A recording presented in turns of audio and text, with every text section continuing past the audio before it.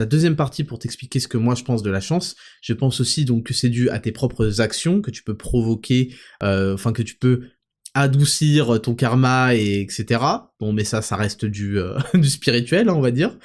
Mais je pense aussi que la chance est une probabilité, évidemment, et que cette probabilité, elle peut être augmentée ou diminuée. En foutant rien de ta vie, en ne la chance, on dit que ça se provoque. Parce qu'en fait, il y a des gens qui, forcément, ils font tellement de choses qu'il y a un moment, ils vont rencontrer quelqu'un, il y a un moment où ils vont avoir ce truc-là, ce déclic, il y a un moment où ils vont tomber sur ça, parce qu'en fait, ils agissent, ils multiplient les possibilités. Donc vous prenez, mettons, si on avait un coefficient chance qui était commun, uniforme à tout le monde, et il serait toujours pondéré par le nombre de choses que vous allez faire pour provoquer, c'est ça qu'on appelle provoquer la chance. Donc quand vous faites rien, bah ouais, vous avez pas de chance, parce qu'en fait, vous le voulez pas. Ça réside aussi dans le fait de le vouloir, et de donner, et de donner, et de donner,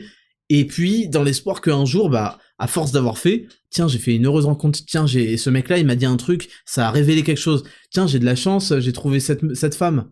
C'est pas vraiment de la chance, en fait, vous avez provoqué, vous avez amené ça, c'est pour ça que vous avez des vies différentes d'autres personnes. Donc voilà ce que je pense de la chance, c'est quelque chose qui fait partie, avec le talent, le travail, etc.,